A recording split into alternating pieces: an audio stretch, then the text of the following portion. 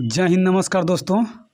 तो चलिए हम लोग का जो मानव तंत्र का जो छूटा हुआ था ना जो भाग, वो हम लोग पूरा कर लेते हैं। आज पूरा हो जाएगा मानव शरीर के तंत्र। ठीक है, चलिए तो हम लोग देखते हैं। इधर भी महत्वपूर्ण क्वेश्चन सब छूटा हुआ था। चलिए शुरू करते हैं। ठीक है, चलिए बताइए, किस रोग में आँख फूलकर नेत्र कोटर से बाहर निकल जाता है? बताइए। बाहर निकल जाता है। हाँ, माने किस रोग में आँख फूलकर नेत्र कोटर से बाहर निकल आती है? एक्सोपथेलमिया। ठीक है, एक्सोपथेलमिया हो जाता है। ठीक है, चलिए। कौन सा हार्मोन जब हार्मोन तब माने कौन सा हार्मोन तब स्रावित होता है, माने कौन सा हार्मोन तब निकलता है जब रुधिर में कैल्शियम की कमी हो जाती है? रुधिर में कैल्शियम। हाँ, रुधिर में कैल्शियम की कमी हो जाती है। ध्यान नहीं। रुधिर में कैल्शियम की कमी हो जाएगा ना, तो पैराथायराइड ग्रंथि है। माने हाँ, माने पैराथायराइड हार्मोन से हार्मोन ना स्रावित होता है, निकलता है, तो पैराथायराइड हार्मोन्स। ठीक, हाँ। चलिए, थाइमस ग्रंथि से थाइमोसिन नामक हार्मोन्स निकलता है, जो कि किस चीज़ का निर्माण करता है? टी कोशिका का निर्माण करता है। ठीक है, देखिए, किस हार्मोन्स का मुख्य तनाव माने मुख्य कार्य, किस हार्मोन्स का मुख्य कार्य तनाव की स्थिति में हार्मोन्स निकालना रहता है? नहीं पता है। अधिविरिक ग्रंथि का, अधिविरिक ग्रंथि का। ठीक है, इसका मुख्य कार्य है ना कि तनाव की स्थिति में हार्मोन्स को निकालता है। कौन? हाँ, अधिविरिक ग्रंथि, अधिविरिक ग्रंथि। चलिए बताइए, अधिविरिक से निकलने वाले हार्मोन को क्या कहा जाता है? लरो एवं उरो हार्मोन। हाँ, लरो एवं उरो हार्मोन्स, यानी फाइट एंड फ्लाइट कहा जाता है। किस हार्मोन्स को? अधिविरित हार्मोन को। हाँ, अधिविरित माने हार्मोन्स निकलता है ना उसमें से, उसी को। हाँ, अधिविरित ग्रंथि से निकलने वाले हार्मोन को लरो एवं उरो हार्मोन्स यानी फाइट एंड फ्लाइट कहा जाता है। ठीक है, यानी फाइट एंड फ्लाइट कहा जाता है। आप बता दीजिए, यदि शरीर से बिल्कुल निकाल दिया जाए तो मनुष्य 1 सप्ताह से 2 सप्ताह तक ही जीवित रह सकता है। किस चीज़ को माने शरीर से निकाल दिया जाए तो मनुष्य 1 सप्ताह से 2 सप्ताह ही जीवित रह सकता है? कथी फेफड़ा है? कॉर्टेक्स को। ठीक है, कॉर्टेक्स को अगर जो निकाल देंगे तो मनुष्य 1 से 2 ही सप्ताह ही जीवित रह सकता है। चलिए बता दीजिए, किसमें विकृति हो जाने पर, यानी किस में, यानी कॉर्टेक्स में, जरूर कॉर्टेक्स में विकृति हो जाने पर उपापचयी प्रक्रमों में गड़बड़ी उत्पन्न हो जाती है, तो इससे कौन रोग उत्पन्न होता है? एडिशन रोग। ठीक है, आप बता दीजिए, आपातकालीन हार्मोन किसे कहा जाता है? आपातकालीन हार्मोन। आपातकालीन, हाँ, शरीर माने हृदय की गतियों को नियंत्रित करता है। कौन सा हार्मोन? नियंत्रित करे। अब एगो थायराइड ग्रंथि होता है, एगो एड्रीनलिन ग्रंथि। Thyroid adrenaline. हाँ, तो एड्रीनलिन ग्रंथि जो है ना, वही यानी आप उसको आपातकालीन हार्मोन कह सकते हैं। ठीक है, हाँ। युद्ध हार्मोन्स किसे कहा जाता है? युद्ध हार्मोन्स न पता, इसी को कहा जाता है। युद्ध हार्मोन्स भी यानी एड्रीनलिन को ही कह सकते हैं। एड्रीनलिन, हाँ, एड्रीनलिन आप इसको कह सकते हैं, या नॉर एड्रीनलिन कह सकते हैं। नॉर माने नॉर एड्रीनलिन और एड्रीनलिन होता है दोनों, तो एड्रीनलिन को आप एपिनेफ्रिन कह सकते हैं। हाँ, एपिनेफ्रिन माने, हाँ, एड्रीनलिन को एपिनेफ्रिन और नॉर एपिनेफ्रिन माने नॉर एड्रीनलिन को कहा जाता है। ठीक है, आप बता दीजिए, क्या कहते हैं, फ्लाइट हार्मोन्स किसे कहा जाता है? फ्लाइट हार्मोन्स थायराइड, एड्रीनलिन या नॉर एड्रीनलिन को ही कहा जाता है। ठीक है, आप बता दीजिए, हृदय स्पंदन एकाएक रुक जाने पर उन्हें पुनः चालू करने में सहायक होने वाला हार्मोन कौन है? एड्रीनलिन है। एड्रीनलिन को ही एपिनेफ्रिन कह सकते हैं। और चलिए, उत्तेजना के समय अधिक मात्रा में उत्सर्जित कौन सा हार्मोन्स ना अधिक मात्रा में उत्सर्जित होता है? यानी उत्तेजना, क्रोध, भय एवं खतरे के समय। क्रोध, भय एवं खतरे। हाँ, कौन सा हार्मोन्स माने ना? थायरॉक्सिन। हाँ, एड्रीनलिन होगा। कौन होगा? एड्रीनलिन। हाँ, एड्रीनलिन ही होगा। चलिए आप बता दीजिए, कौन माने एस्ट्रोजन से सहयोग कर, माने कौन सा हार्मोन्स है जो एस्ट्रोजन से सहयोग कर, यानी एस्ट्रोजन स्तन वृद्धि में सहायक होता है, स्तन वृद्धि में सहायक होता है? टेस्टोस्टेरोन। दूसरा कोट हाँ ठीक है, प्रोजेस्टेरोन, प्रोजेस्टेरोन ठीक है। चलिए बता दीजिए कौन हार्मोन्स प्यूक सिफाइस है ना, प्यूबिक सिफाइस के मुलायम करता है और गर्भाशय ग्रीवा को चौड़ा करता है ताकि बच्चा आसानी से पैदा हो जाता है। यह रिलैक्सिन हार्मोन, रिलैक्सिन हार्मोन। हाँ। अब मानव में अंडे का निषेचन कहाँ होता है? मानव में अंडे का निषेचन ब्रिक में। हाँ, मानव में अंडे का निषेचन न पता है। तब फिलिपियन नली में होता है। फिलिपियन नल। हाँ, फिलिपियन नली में होता है ठीक है। अब भ्रूणीय विकास ई ब्रिक में, गर्भाशय में होता है। गर्भाशय ग्रीवा। आप बता दीजिए पुरुषों में शुक्राणु उत्पादन के लिए आवश्यक कोशिका कौन है? यानी पुरुषों में शुक्राणु उत्पादन के लिए आवश्यक कोशिकाओं में से एक कौन है? तो सर्टोली है। कौन है? सर्टोली। सर्टोली है ठीक है। आप बता दीजिए सर्टोली कोशिका किस किस चीज में के विरिसन में पाया जाता है? सर्टोली कोशिका है, बताओ नाम। जैसे में हो जाएगा सशक, मेंढक, कॉकरोच, ये सब में पाया जाता है ठीक है। और शुक्राणु की लंबाई कितना होता है? शुक्राणु की लंबाई शुक्राणु की लंबाई 5 माइक्रोन होता है। कितना होता है? 5 माइक्रोन। 5 माइक्रोन होता है ठीक है। चलिए बता दीजिए आप विरिसन से निकलने वाले हार्मोन्स को क्या कहते हैं? विरिसन से निकलने वाले हार्मोन्स को विरिसन से, हाँ ये इम्पोर्टेंट क्वेश्चन है, ध्यान में रखिए। माने टेस्टोस्टेरोन है। कौन है? विरिसन से निकलने वाले हार्मोन को हाँ टेस्टोस्टेरोन हार्मोन कहते हैं ठीक है। चलिए ठीक है। चलिए आप बता दीजिए अंडाशय के आंतरिक भाग जो होता है ना, वो तंतु एवं संयोजिक ऊतक का बना होता है, जिसे क्या कहते हैं? तंतु में हाँ स्ट्रोमा कहते हैं। क्या कहते हैं? स्ट्रोमा कहते हैं। और गर्भाशय का लंबाई कितना होता है? गर्भाशय की लंबाई गर्भाशय का लंबाई 7.5 सेंटीमीटर होता है और गर्भाशय की मोटाई होता है 2.5 सेंटीमीटर और चौड़ाई 5 सेंटीमीटर होता है ठीक है। इसका वजन कितना होता है गर्भाशय का? तो गर्भाशय का वजन आपको हो जाएगा 3.5 ग्राम।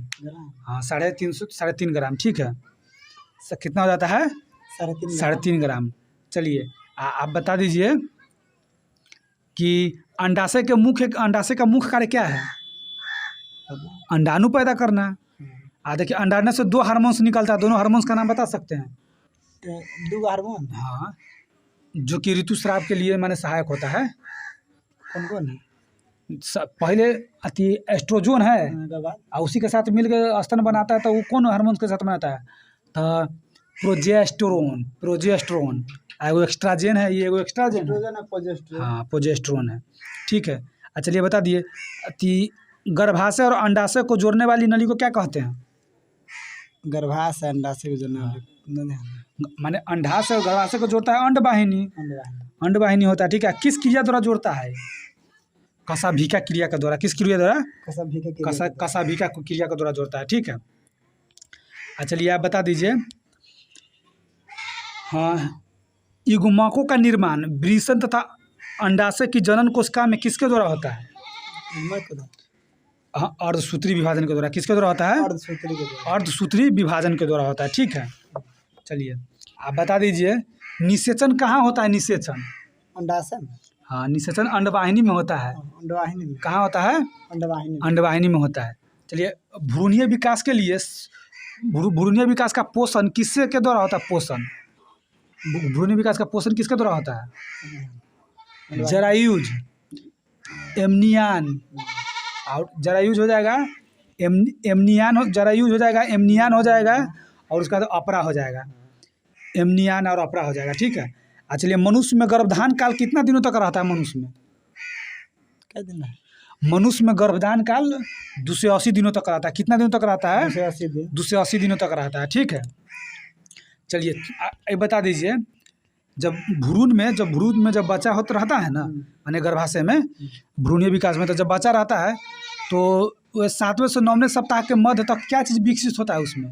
भ्रूण में 7 से 9 सप्ताह के बीच में पैर उड़ सब विकसित होता है ठीक है। पैर उड़, श्वसन तंत्र ये सब विकसित होता है। चलिए हाँ मैंने 7 सप्ताह से 9 सप्ताह के बीच में लगभग 2 महीना के आसपास में। चलिए भ्रूण में कंकाल तंत्र किस महीने में बन जाता है? भ्रूण में कंकाल तंत्र तीसरे महीने में बन जाता है, ठीक है। सिर एवं शरीर पर रोएं किस महीना में बन जाता है? चौथा महीना में। और आहार नाल रुधिर व अस्थि मज्जा 5वां महीना में बनता है। छठे महीना में शिशु बन के तैयार हो जाता है। 7वें महीना में शिशु का शरीर कार्य करने लगता है। 8वें महीना में वसा बनता है, माने वसा। 9वें महीना में जन्म लेने के लिए तैयार हो जाता है, ठीक है। अब आप बता दीजिए, जनन की क्षमता स्त्रियों में लगभग कितने वर्ष में हो जाता है? क्या बरस? 12 से 16 ना, 12 से 16 वर्ष के बीच, ठीक है। 12 से 16 बीच की प्रारंभ होता है, जबकि कितने वर्ष की आयु में समाप्त हो जाता है जनन बनना? स्त्री 40 से 50 वर्ष के बीच में, ठीक है। अब पुरुषों में यौनावस्था कब आता है? यौवनावस्था हाँ, जब महिला में आता है तब पुरुष में भी 12 से 16, ठीक है। इसकी समाप्त कब होने लगता है? बहुत दिन में 45 हाँ 50 ना, महिला में जनन क्षमता 40 से 50 के में समाप्त हो जाता है। पुरुष में 50 के बाद धीरे धीरे समाप्त होने लगता है, ठीक है। आप बता दीजिए, लड़कियों में मासिक चक्र का प्रथम बार प्रारंभ होना क्या कहलाता है? पता ना, मोनार्की कहलाता है। क्या कहलाता है? मोनार्की। हाँ, 12 से 13 वर्ष की उम्र में होता है, ठीक है। स्त्रियों में 40 से 50 वर्ष की उम्र में के पश्चात ऋतुस्राव नहीं होता है, उसको क्या कहते हैं? मैंने ना पीरियड रहता है वो नहीं होता है, तो उसको कहता है रजनोविरिथि। अंडाशय द्वारा अंडाणु की निर्मुक्ति को क्या कहते हैं? अंडाशय द्वारा अंडाणु के निर्मुक्ति को कहते हैं अंडोत्सर्ग कहते हैं। क्या कहते हैं? हाँ। गर्भ की सबसे बाहरी झिल्ली को क्या कहते हैं? गर्भ की सबसे बाहरी झिल्ली को जरायुज कहते हैं, ठीक है। आप बता दीजिए, अंकुर और गर्भाशय कोश का परत के संपर्क क्षेत्र को क्या कहते हैं? अपरा कहते हैं। माता और गर्भ के बीच संपर्क अंग का कार्य कौन करता है? यानी माता और गर्भ के बीच संपर्क का कार्य करता है ना, तो मैंने बच्चा रहता है पेट में, तो उसके नाभिक से जुड़ा हुआ नहीं रहता है, बच्चा के नाभिक उसके नाभिक, तो वही नाभि रज्जु करता है, ठीक है। कौन करता है? नाभि रज्जु करता है। चलिए आप बता दीजिए, हाँ, मनुष्य में श्वसन तंत्र का सबसे महत्वपूर्ण अंग कौन है? फेफड़ा। हाँ, बहुत बढ़िया। कौन है? फेफड़ा है। चलिए, कौन कौन मनुष्य में श्वसन अंग माने अंग कौन कौन है? फेफड़ा आएगा और कौन है? देखो, नासा मार्ग है, नासा मार्ग हो जाएगा, और नासा मार्ग के बाद हो जाएगा ग्रसनी हो जाएगा, और लेरिंग्स हो जाएगा। लेरिंग्स को ही स्वर यंत्र कहा जाता है, या ट्रिकिया हो जाएगा, या ब्रोंकाई हो जाएगा, या ब्रोंक्यूल्स तथा फेफड़ा भी हो सकता है, ठीक है। किसका मुख्य कार्य सूंघने से संबंधित है? सूंघने से किसका मुख्य कार्य सूंघने से संबंधित है? तो नासा मार्ग का मुख्य कार्य सूंघने से संबंधित है, ठीक है। और श्वसन मार्ग का वह भाग जो ग्रसनी को ट्रिकिया से जोड़ता है उसको क्या कहते हैं? यानी श्वसन मार्ग का वह भाग जो ग्रसनी को ट्रिकिया से जोड़ता है उसको लेरिंग्स या स्वर यंत्र कहते हैं। इसका मुख्य कार्य माने ध्वनि को उत्पन्न करना रहता है। देखो, लेरिंग्स प्रवेश पर द्वार पर, जब लेंग्रिस जो होता है ना, लेरिंग्स, उसके प्रवेश द्वार पर एक पतली सामान का पार्ट होती है, उसको क्या कहा जाता है? इपिग्लोटिस कहा जाता है, इपिग्लोटिस।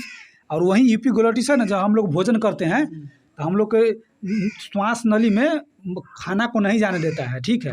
वह अपना उसको वहाँ रोक देता है, श्वास नली को, खाना खाते समय श्वास नली को अंदर नहीं जाने देता है, खाना को, यानी कोई ऐसा पदार्थ जो श्वास नली में नहीं जाता है, जो कि श्वास को माने अवरोध उत्पन्न करे, उसको रोक देता है। तो कौन रोकता है? तो ये इपिग्लोटिस होता है, इपिग्लोटिस होता है, ठीक है। और ट्रेकिया के दोनों प्रमुख शाखाओं को क्या कहते हैं? ट्रेकिया के दोनों प्रमुख शाखाओं को प्राथमिक बोंक्रियोल कहते हैं। क्या कहते हैं? प्राथमिक बोंक्रियोल कहते हैं। देखो, वक्ष गुहा में फेफड़ा कितना होता है? फेफड़ा की संख्या कितना होता है वक्ष गुहा में? वक्ष गुहा में फेफड़ा की संख्या 2 होता है, ठीक है। फेफड़ा के रंग कैसा होता है? लाल होता है। ये इसका रचना ना स्पंज के समान होता है, ठीक है। दायां फेफड़ा बाएं फेफड़ा के तुलना में बड़ा होता है। देखो, प्रत्येक फेफड़ा एक झिल्ली द्वारा घिरा रहता है, प्रत्येक फेफड़ा एक झिल्ली द्वारा घिरा रहता है, जिसे क्या कहते हैं? इसे प्लूरल मेम्ब्रेन कहते हैं। क्या कहते हैं? प्लूरल मेम्ब्रेन, ठीक है। देखो, सांस लेना या श्वासोच्छ्वास में माने वायु का संगठन, जैसे हम लोग सांस लेते हैं ना, तो वायु के संगठन में देखो, अंदर ली गई वायु में नाइट्रोजन कितना % रहता है? जब हम लोग अंदर लेंगे 78.09%। 78.09% रहता है, जबकि ऑक्सीजन कितना रहता है? 21%। वहीं कार्बन डाइऑक्साइड 0.03%। हाँ 0.03%, बहुत बढ़िया। अब बाहर निकाली गई वायु में नाइट्रोजन बाहर में उतना ही 78.09%। हाँ, आई में 17 वही में 4%। हाँ 17, क्या कि 21% लेता है तो 17% दे रहा है और 4% कार्बन डाइऑक्साइड के रूप में निकाल देता है। ठीक है। और सांस द्वारा लगभग कितना पानी प्रतिदिन हमारे शरीर से बाहर निकलता है? सांस द्वारा हाँ आधा लीटर। आधा लीटर 400 ml। हाँ 400 ml। कितना निकलता है? 400 ml। चलो, ऑक्सीजन का परिवहन रुधिर में कौन करता है? ऑक्सीजन रुधिर में तंत्रिका तंत्र, यानी ऑक्सीजन का परिवहन जो ना हीमोग्लोबिन के द्वारा होता है रुधिर में। ठीक है, ठीक है। तुम बताओ, कार्बन डाइऑक्साइड प्लाज्मा में घुल पर क्या बनाता है? प्लाज्मा में घुल कर क्या बनाता है कार्बन डाइऑक्साइड? ग्लूकोज बनाता है। हाँ, कार्बोनिक अम्ल बनाता है, जिसमें 60% कार्बन डाइऑक्साइड परिवहन करता है। ठीक है। चलो तुम बताओ, बाइकार्बोनेट के रूप में कार्बन डाइऑक्साइड का लगभग कितना % परिवहन करता है? बाइकार्बोनेट के रूप में कार्बन डाइऑक्साइड कितना % के रूप में परिवहन करता है? Carbon dioxide 70%। 70% ना, 10 से 20% तो वो हीमोग्लोबिन रहेगा ना, तब हीमोग्लोबिन करवाता है। चलो, अब फेफड़ा में होने वाले गैसीय विनिमय को क्या कहते हैं? पता। फेफड़ा में होने वाले गैसीय विनिमय को माने बाह्य श्वसन कहते हैं, बाह्य श्वसन कहते हैं। ठीक है। अब बताओ, जो श्वसन ऑक्सीजन के अनुपस्थिति में होता है उसको क्या कहते हैं? अनॉक्सिस श्वसन। हाँ, अनॉक्सिस श्वसन। इसको क्या एक नाम से और भी जान सकते हैं? इसका क्या करना मान है, शर्करा क्योन इसको कह सकते हैं। ठीक है। ऐसी अनॉक्सिस श्वसन के अंतर्गत होने वाली संपूर्ण प्रक्रम को क्या कहते हैं? ग्लाइकोलिसिस।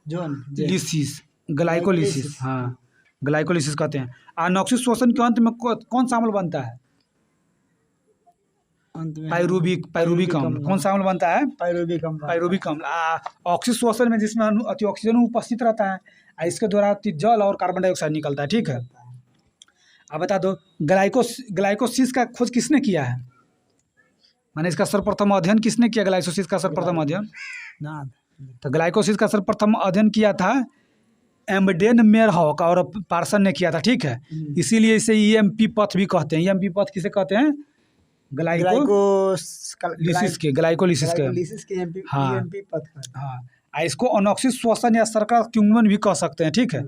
हाँ, ग्लाइकोसिस के ऑक्सीजन की अनुपस्थिति रहता है इसमें, लेकिन ऑक्सीजन अनॉक्सिस दोनों क्रिया इसमें होता है। ठीक है। एक ग्लूकोज अणु का ग्लाइकोसिस में विघटन के फलस्वरूप पाइरूबिक अम्ल के 2 अणु बनता है। माने एक ऑक्सीजन जब अपघटित होगा ना तो 2 अणु बनेगा। 2 क्या बनेगा? हाँ, 2 किसका अणु? पाइरूबिक अम्ल। हाँ, पाइरूबिक अम्ल का अणु बनता है। ठीक है, पाइरूबिक अम्ल के। ठीक है। इस प्रक्रिया के आरंभ में 2 अणु एटीपी के व्यय का होता है, माने 2 अणु एटीपी के व्यय होता है, किंतु अंत में 4 अणु प्राप्त कर लेता है। माने 2 को व्यय करेंगे तो 4 प्राप्त करता है, तो अंत में माने 2 को फायदा हुआ। ठीक है, 2 को फायदा नहीं हुआ तो वहीं 2 को फायदा हुआ तो वहीं क्या कहते हैं 16,000 कैलोरी यहीं फायदा होता है। 16,000 कैलोरी। हाँ, 16,000 कैलोरी यहीं प्राप्त होता है। ठीक है। अब बताओ, इसमें हाइड्रोजन के 4 परमाणु बनते हैं। किस में? माने ग्लाइकोलिसिस में हाइड्रोजन के 4 परमाणु बनते हैं, जो NAD को 2NADH2 में बदलता है। चलो, क्रेब्स चक्र के बारे में हम लोग देखते हैं। चलो बताओ, क्रेब्स चक्र का खोज किसने किया है? कौन दोनों क्रेब कहला है? हाँ, क्रेब्स समझो, क्रेब्स से किया। हैंस क्रेब्स कब किया था? हैंस क्रेब कब? 1937 में। 1937 में किया। इसको किस चक्र के नाम से जान सकते हैं? क्रेब्स चक्र को। क्रेब्स चक्र? हाँ, अथी अमीनो अथी ना ध्यान ना। साइट्रिक्स अम्ल चक्र, माने साइट्रिक्स अम्ल चक्र और ट्राई कार्बोक्सिलिक चक्र, कार्बोक्सिलिक चक्र भी कह सकते हैं इसको। ठीक है। इसका क्रेब्स चक्र का निर्माण कहाँ होता है? क्रेब्स चक्र का निर्माण माइटोकॉन्ड्रिया में एक विशेष एंजाइम के द्वारा होता है। हाँ, माइटोकॉन्ड्रिया दिया ना, याद रखो। माइटोकॉन्ड्रिया के अंदर एक विशेष एंजाइम की उपस्थिति में होता है। इसमें ना क्रेब्स चक्र में एडीपी के 2 अणु एटीपी के 2 अणु बनाते हैं। ठीक है। इस चक्र में हाइड्रोजन के 2 परमाणु 5 बार मुक्त होता है। पूरे चक्र 2 अणु परमाणु माने पाइरूबिक अम्ल के होते हैं। पूरे चक्र जो ना 2 अणु पर पाइरूबिक अम्ल के होते हैं। अतः कुल 6 अणु कार्बन डाइऑक्साइड के बने होते हैं। ठीक है। हमारे तंत्र में अधिकतम एटीपी अणुओं का निर्माण किसके द्वारा होता है? किसके द्वारा होता है? किसके दौरान? हमारे देखो, हमारे तंत्र में अधिकतम एटीपी अणुओं का निर्माण क्रेब्स चक्र के दौरान होता है। हाँ देखो, पायरुविक अम्ल के एक अणु से 18 अणु एटीपी बनते हैं। यानी पायरुविक अम्ल के एक अणु से 18 एटीपी अणु बनते हैं। और वहीं ग्लूकोज जो होता है ना, तो ग्लूकोज से दूने आगे भी पढ़ा है, ग्लूकोज जो होता है ना, तो उसे 2 पायरुविक अणु ना बनता है, ग्लूकोज से 2 पायरुविक अणु बनता है। तो ग्लूकोज में में एक बनता है तो 18 दूना 36 हो जाएगा। लेकिन 2 ग्लाइकोलिसिस भी का भी लाभ होता है। तो कुल माने ऑक्सीजन का 38 हो जाता है, माने ग्लूकोज का एटीपी 38 हो जाता है। ठीक है। देखो, श्वसनीय पदार्थों में सबसे पहले कौन सा श्वसनीय पदार्थ उत्सर्जित होता है? श्वास। सबसे पहले कौन सा उत्सर्जित, जैसे में कार्बोहाइड्रेट होता है कि वसा होता है कि प्रोटीन होता है? कार्बोहाइड्रेट तो वसा बाद में प्रोटीन। हाँ, पहले कार्बोहाइड्रेट होता है, उसके बाद वसा होता है, तब दोनों का भंडार खत्म होता है ना, तो उसके बाद प्रोटीन होता है। चलिए दोस्तों, तो ये रहा आज का इम्पोर्टेंट क्वेश्चन। फिर मिलते हैं अगले वीडियो में। जय हिंद, वंदे मातरम दोस्तों।